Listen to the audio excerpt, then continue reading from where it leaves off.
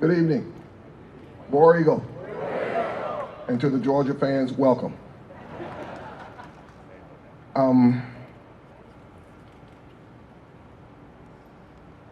I come home in high school one evening and walked through my front door to go downstairs to wash my baseball uniform. I looked to the right where our dining room was, see two white men sitting at the table having coffee with my mother. I go downstairs to wash my uniform because I got a game the next day. This gentleman walks down as I'm putting my uniform in the washer, listen to the water go in the washer, and he come down and said, "Vincent?" I said, "Yes, sir." He said, "My name is Coach Dye." I didn't know the man, never heard of him. And he said, "I'm the coach. I'm the new head coach at Auburn University." And he says, "I'm in a pickle." He said, "If I had to put a starting backfield on the field tomorrow," he said, "I'm going to tell you the three running backs that I'll put on the field." He said, "My fullback is a bona fide fullback. He's 5'10", about 300 pounds, bowling ball, Ron O'Neal." He said, "One half," because we ran out of the wishbone. He said, "One half back is about 5'8", weigh about 185 pounds with all his pads on, Lionel James." He said, "My other halfback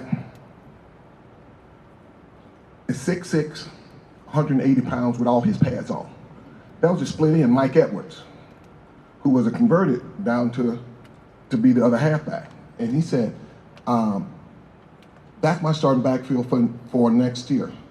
And he said, "This year, my job is to recruit and hopefully sign about 11 other running backs." And I'm like, man. I continue to listen to him. But one thing that he said that nobody else said to me, and I could have gone anywhere in the country I wanted to, but he was the only man that said this. He said, "If you come to Auburn," at that time, I've never been to Auburn, didn't know where Auburn was. He said, "If you were to come to Auburn, I promise you that I will give you every opportunity on the planet to be a starter next year." And he did. That's all I needed to hear from anybody, because I knew what I could do. Nobody else did. And he said that to me, and that opened my eyes and made me believe in that man. And that was my first experience with communicating with someone with a lot of character.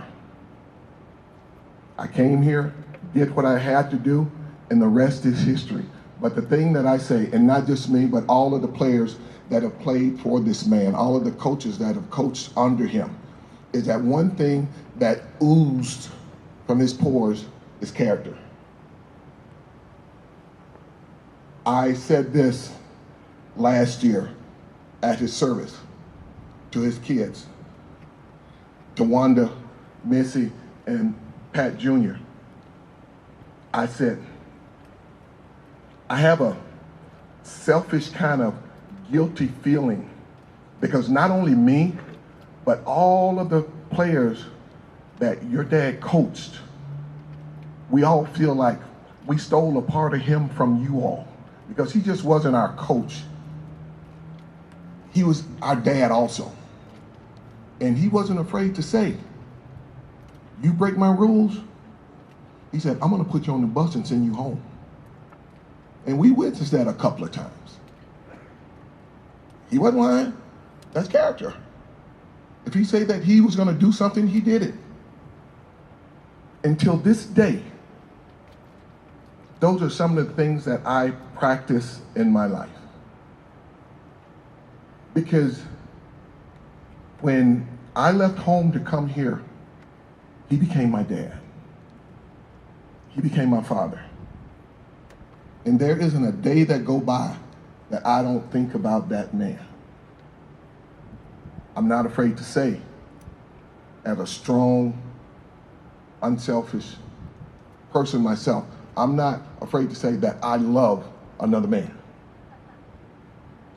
Because he taught me not only the things that you all see me do out on the field, or any of my other teammates, Chris Woods, we got Eddie Graham here, and so forth and so on, but he taught us how to be respectable adults. And if we didn't play by his rules, we weren't on the team. That's just the bottom line. That's just the bottom line. So when somebody speaks the word character, that man, Coach Dye, is the person that I think about most. He is the person that I emulate most. A lot of people don't know. A lot of people don't know. And this last thing that I'll say. My junior year here at Auburn, I borrowed Chris Woods' yellow 1976 Monte Carlo. You remember that car, Chris? Went up here to the corner store, I forget the name of it, to get laundry detergent to do my laundry. I walk out of the store and a gentleman walks up to me. Didn't know who he was. Suit, called me by my name, and I look at him as I'm walking to the car. And he said, "Can I speak to you for a second?" And I listened to him, and he said, I forget this guy's name. And this was the time the USFL teams were out. And he said to me, the owner of such and such team, I don't know who, I can't think of it for to save my life, but he said, the owner wants to know, if you tell me right now that you'll forego your senior year to come and play for the USFL team, he said he wants to give you this as a gift. And he presented me with a check for $5 million. And I looked at it.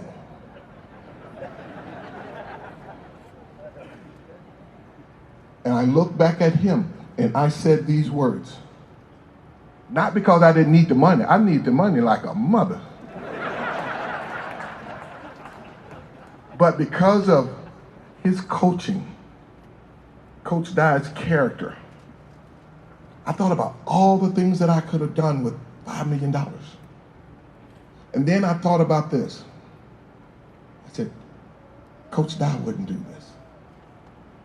Coach Dye wouldn't do this to me. I'm not going to do it to Coach Dye. I'm not going to hightail it and leave my teammates. I said, I'm not going to leave the fans at Auburn because they have faith in me. They got faith in this team. And if I'm going to be a part of this family, I got to do what I got to think is right. And I looked at that man and I said these words. I said, I don't want that. And it's not because I didn't need it. It was because I was trying to practice that character that Coach Dye was trying to instill in us as players. Yes, he was a good coach, but with all of that coaching experience, he was also teaching us how to be young men, responsible men, teaching us how once we've gone down that sports road and stepped off that path to be a family man, to be a business person, always know one thing, is always make sure that people look at you with the utmost respect. And in order to get that from anybody, you have to show them tremendous character. And I always strive to do that. So the reason that I'm here today is because of that man. The other two gentlemen, statues here, Coach Dye, they cultivated all of this, what you see. It's because of these three gentlemen that we can be entertained in this building. It's because of these three gentlemen that this campus looks like it is. This campus is voted annually the best looking college campus in the Southeast. It's because of these gentlemen that we're able to enjoy sports on the other side of these walls like no other college in the country. It's because of these gentlemen that there's thousands and thousands of men out there that are trying to follow in these men's footsteps. And we should be as lucky as them, because they have done this for us, and it's our job to continue the seeds that they've planted in us. Thank you. God bless and War Eagle.